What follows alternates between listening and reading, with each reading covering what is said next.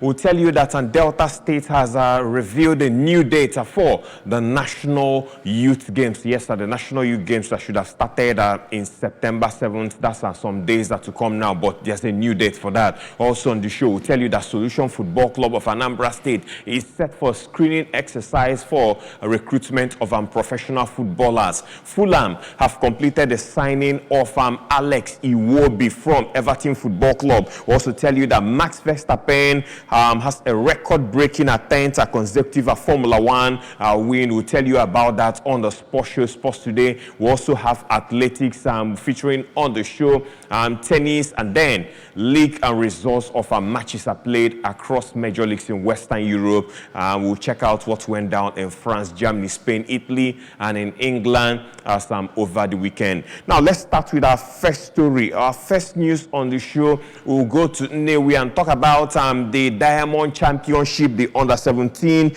football competition.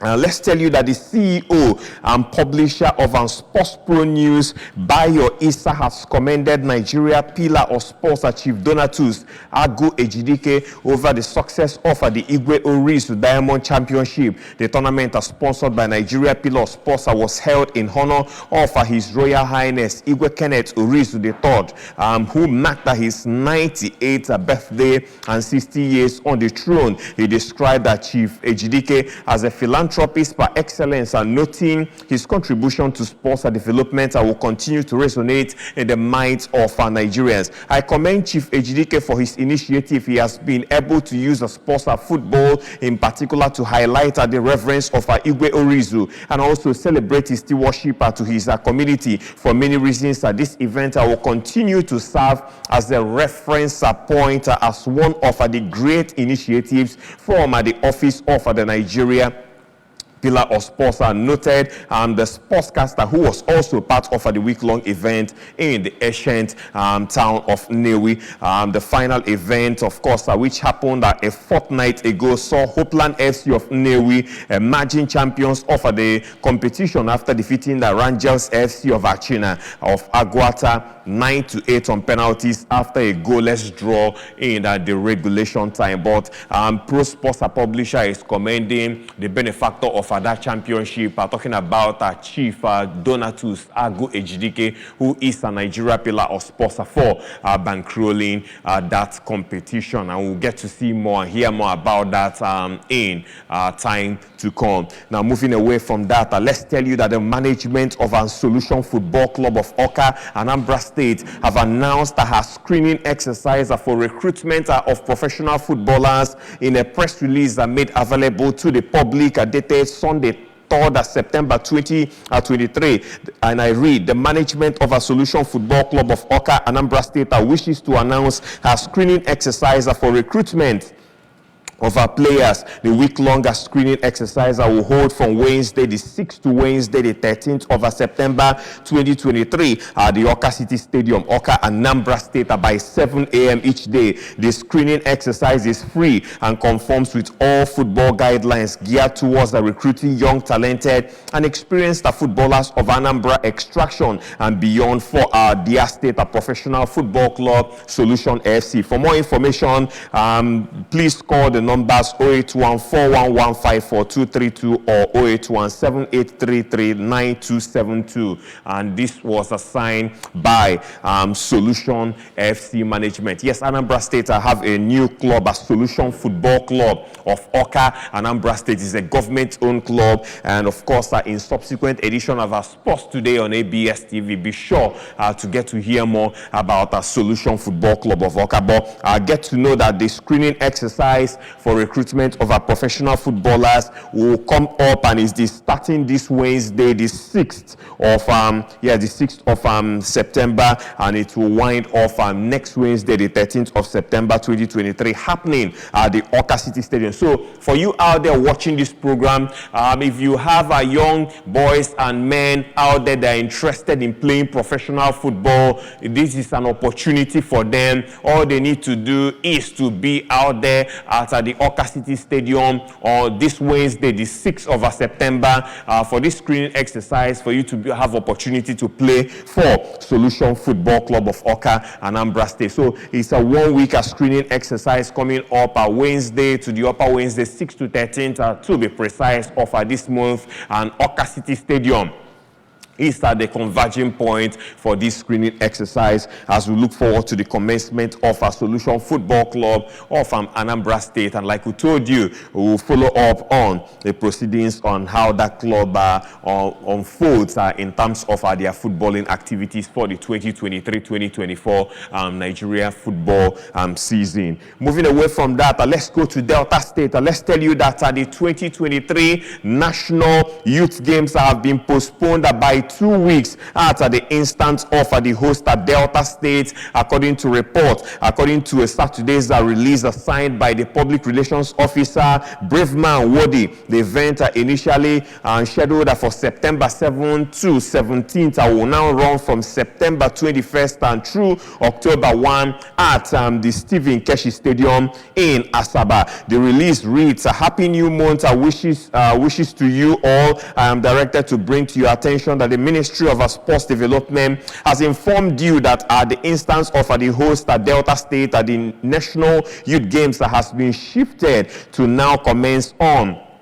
September 21st, 2023. The National Youth Games are the brainchild of the Goodluck Jonathan administration. It is a multi-sport event organized by the federal government of Nigeria through the National Sports Commission for athletes from the 36 states and the Federal Capital Territory. The maiden edition was held in 2013 at the main bowl of the MKO Abiola Stadium in Abuja, and the event was opened by the then Vice President Namadi Sambo, who was represented by Malam Bolaji Abdullahi, chairman of the National Sports Commission. It had in attendance over 4,000 athletes drawn from the different states in Nigeria and the Federal Capital Territory. The aim of the Sports Fiesta is to harness talent amongst the youth in Nigeria, while also ensuring unity and togetherness among different states. And the maiden event in 2013 was staged in Abuja, and that was from December 5th to 15th, with a Cross River State emerging as the overall winner.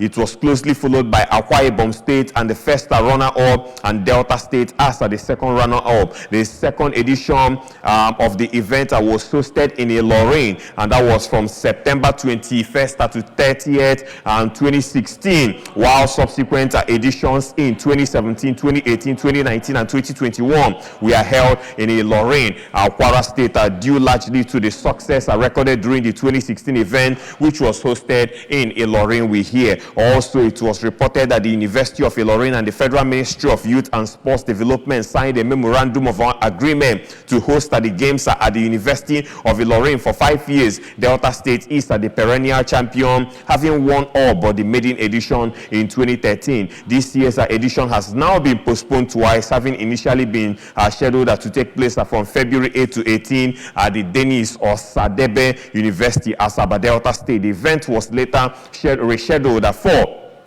September 7th to 17th at the Stephen Keshi Stadium in Asaba due to the general elections in February, we hear. So that's about the youth games there, and initially it was slated for September 7th to 17th, but right now we are hearing, according to the PRO of the local organizing committee, that the National Youth Games has now been moved forward to a fortnight and is expected to start on September 21st and wind off on October 1, and of course expect Team Anambra to be part of the youth games are coming up. We expect that Anambra State will come up with 200, and they will be going, we hear, with about 250 athletes, and more than 40 officials will be in Asaba, the capital of Delta State, to represent Anambra State at the upcoming National Youth Games. You know that the last one, I think Anambra finished with about 2 gold, 9 silver, and 5 bronze medals, and they will be looking forward to better their record under the reins of the current chairman, Anambra State Sports Development Commission,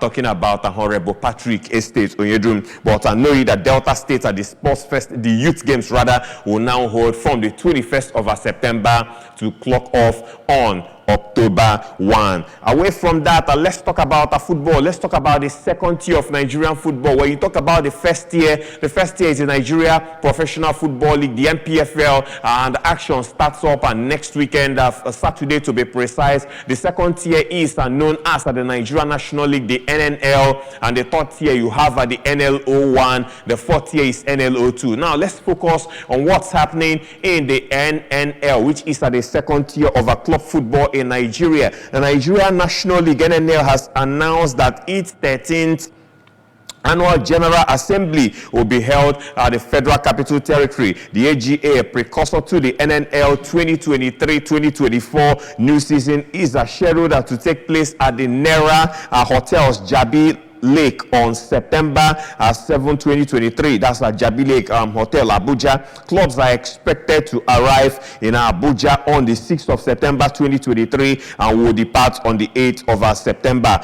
Chief Operating Officer of the league, Emmanuel Adesanya, said that the AGA is strictly for only the club presidents of the 40 NNL clubs that are expected to compete this season. The AGA will allow the clubs to set the tone for the coming new season in the league. Part of the agenda for the day will be authenticating the date for the commencement of the new season of the Nigeria National League, and other matters. I will be watching out for that. I will keep you posted. Yes, by Wednesday or by Thursday we would have known the outcome of that, and the Friday show will equally tell you what went down at the annual general assembly of expected annual general assembly of the Nigeria National League, which is expected to happen on Wednesday out there at the Hotel Jabi Lake out there in Abuja. Minister of Sports Development, John Owan-Eno, has hinted about the possibility of pulling down the National Stadium in Surulere, Lagos, if the planned concession will not yield the objective of breathing life into the nearly moribund edifice we hear built over 50 years ago and last used in almost 2 decades. The once national monument has been undergoing renovation courtesy of a private government partnership that saw Chief Adebute Kessington fixing the tartan tracks at the soccer pitch and the scoreboard, even as the government moved over the possible concession of the facility for its management. Senator Eno had on Thursday stated after an inspection tour of the facilities at the stadium, said he would wholeheartedly support its concession for optimum use. But speaking at a media and stakeholder engagement in Lagos on Friday, Eno said there was a need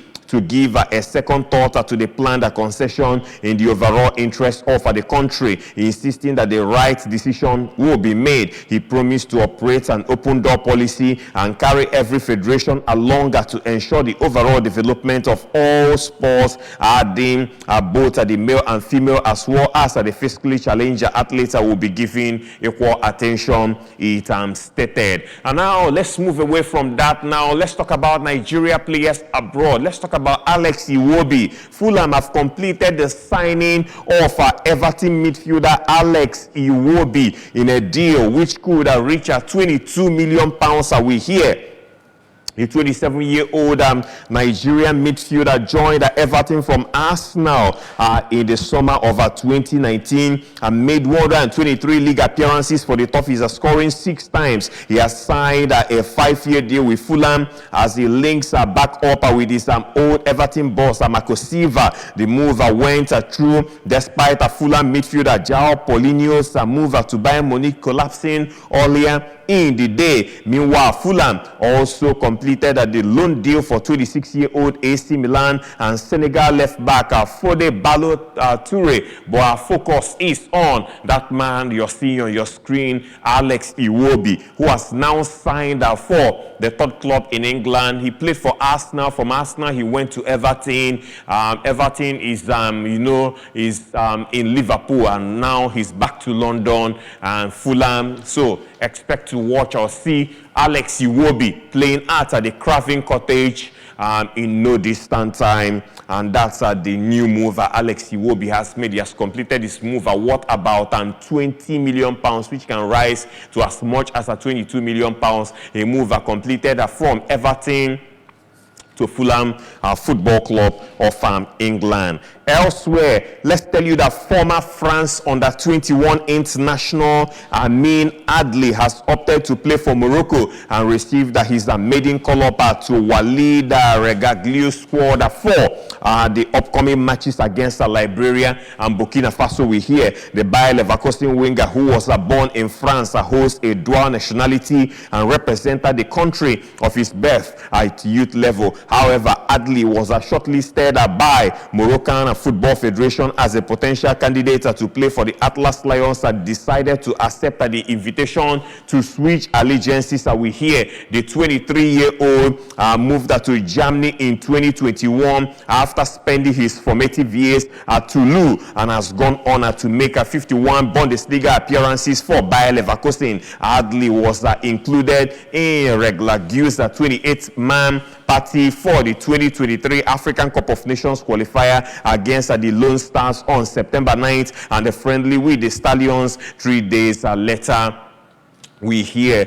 Moving away from that now, moving away from football, let's talk about athletics. In athletics, Mo Farah's final race in his home city of London ended with the four-time Olympic champion finishing fourth in the big half. We hear the 40-year-old stayed in touch with the leading pack for the first half of Sunday's elite men's race, but dropped back after about 30 minutes. Jack Rowe claimed a victory in a personal best of 1 hour, 1 minute, 8 seconds, with Farah clocking 1 hour, 2 minutes, and 43 seconds. Carly Trakri won at the elite women's race in a time of 1 hour, 9 minutes, and 15 seconds. And Rose Harvey finished in a time of 1 minute, 10 seconds, 1 hour, 10 minutes, and 2 seconds, I beg your pardon. And that was 47 seconds behind Trakri in second. And Abia Donnelly was third in a time of 1 hour, 10 minutes, and 31 seconds. Mohammed led for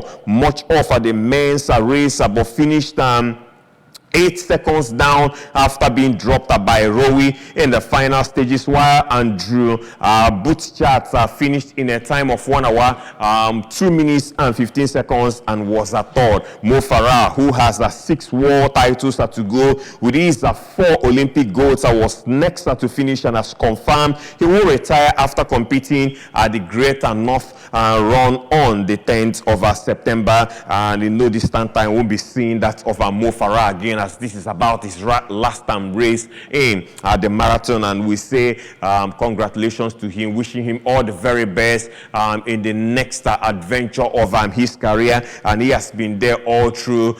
Great runner, great athlete. He has been a role model and mentor to so many persons. And right now, he feels it is time for him to call time on his professional career, and we wish him all the very best in his future endeavors. Elsewhere, now let's talk about tennis on the show. The final Grand Slam of the year is still on, and the final Grand Slam of the year is the US Open. You know, the first Grand Slam is usually the Australian Open in January. Then we'll have the French Open, which happens in the month of March, known as the Roland Garros, and then we'll have that of Wimbledon, SW19, and finally the last Grand Slam of the year, US Open. Well, let's tell you that 5th seed Ons Jabeur produced another gusty display to reach at the US Open last 16 with a 3-set win over Maria Buskova that took almost 3 hours. And Jabeur, last year's runner-up, won 5-7-7-6-6-3 at the Arthur Ashe Stadium against a Czech 31st seed Buskova,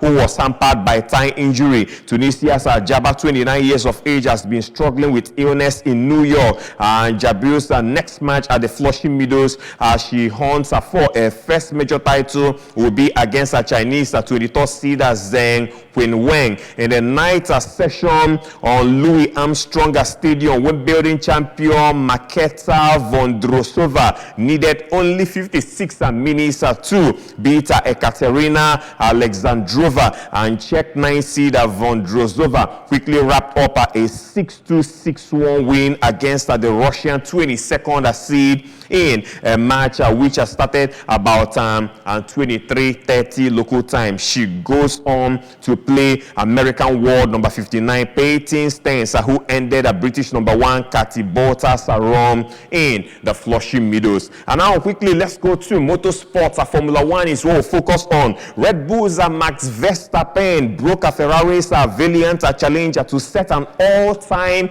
record for consecutive wins with victory in the Italian Grand Prix, Italian GP. What a story for that man, Max Verstappen. The Dutchman was held back by the pole winner, that was Carlos Sainz's Ferrari for 14 laps, but his pressure paid off when an error from the Spaniard gave him his chance, and Sainz locked his brakes into the first chicane, and that allowed Verstappen to pass the Ferrari into the second chicane at Monza. And Sainz, after forcefully holding on to second place from teammate Charles Leclerc, was left to fend off Verstappen's teammate Sergio Perez for second place in that one. After making laps of defense, Sainz finally lost the position with 9 laps to go, and then set about fighting hard again to keep Leclerc behind for the final podium place. Max Verstappen, congratulations to him for his exploit.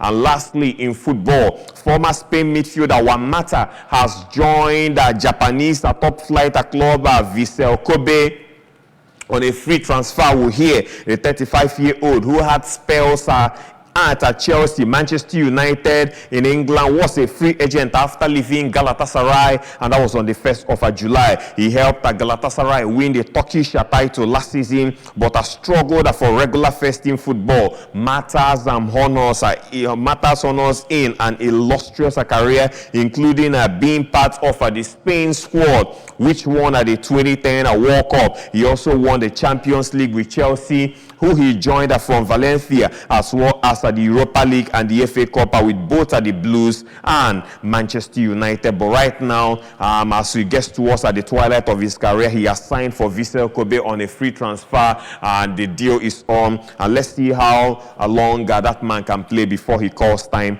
on his professional career. That's the story of Juan Mata, great player, then played for Manchester United and Chelsea, and he won an awful lot with those two clubs, you could recall. Now time for us to check out the results of our league matches played at the weekend. In France, Lyon lost 1-4 to PSG at the Stade Jalon. Nice 2, Strasbourg 0. Elsewhere was Le Havre 3, Lorient 0. Leo Lux Metropole defeated Montpellier by 1-0. Metz 2, Reims 2. Toulouse and Clermont Foot, their game ended at 2-2. It was Monaco 3, Lens 0. Brest lost, or rather played out a goalless draw against Rennes, and Nantes won, Marseille 1. In Germany, Union Berlin 0, RB Leipzig 3. Eintracht Frankfurt 1, FC Cologne 1. Borussia Mönchengladbach lost 1-2 to Bayern Munich at their backyard. It was Augsburg 2, Bochum 2. Bayer Leverkusen at the Bay Arena obliterated Darmstadt by 5-1. Hoffenheim saw off Wolfsburg by 3-1. It was Stuttgart 5, Freiburg 0. Werder Bremen saw off Mainz by 4-0, and Borussia Dortmund at the Signal Iduna Park played out a 2-2 draw against New Boys Heidenheim. In Spain, Osasuna 1, Barcelona 2, Real Mallorca 0, Athletic Bilbao 0, Girona 1, Las Palmas 0, Real Betis 1, Rayo Vallecano 0, Deportivo Alaves 1, Valencia 0, Real Madrid 2, Getafe 1, Real Sociedad 5, Granada 3, Almeria lost 2-3 at home to Celta Vigo. It was Cadiz 3, Villarreal 1. In Italy, Empoli lost 0-2 to Juventus, Lecce 2, Salernitana 0. Inter Milan destroyed Fiorentina by 4-0. Atalanta 3, Monza 0. It was Torino 1, Genoa 0. Napoli 1, Lazio 2, Bologna 2, Cagliari 1. It was Udinese 0, Frosinone 0. AS Roma 1, AC Milan 2, and Sassuolo defeated Verona by 3-1. Lastly, in England, Arsenal came back late. They came from a goal down when Rashford has scored earlier in that match to win Manchester United by 3-1. Late goals are scored by Declan Rice, and what a finisher by Gabriel Jesus. In that match, the Arsenal won by 3-1. Gabriel Jesus coming from the bench to score, to put an icing on the cake for the victory for Arsenal. Crystal Palace defeated Wolverhampton Wanderers by 3-1. It was at the Selhurst Park. Liverpool 3, Aston Villa 0. Elsewhere, Brighton and Hove Albion 3, Newcastle United 1, Brentford 2, AFC Bournemouth 2, Burnley 2, Tottenham Hotspur 5. Chelsea lost at home to Nottingham Forest by 0-1, and it was the London derby. Manchester City mauled Fulham by 5-1, and it was Sheffield United 2, Everton 2, and Luton Town, the new boys, lost 1-2 to West Ham United, and that was how it went down this weekend in the leagues out there. The leagues that will take a break as the weekend, it will adjourn, take a break as the weekend is an international break, but the leagues will be back in a fortnight time. That's the size of the show this morning. Thanks a lot for being part of the first sports show on TV on Monday this week on ABS TV. The show will make a return tomorrow, being Tuesday. My name is Ike Nwokede. Keep sporting, and remember, sport is life. It never stops, and so do we. Have a lovely week. Bye-bye now.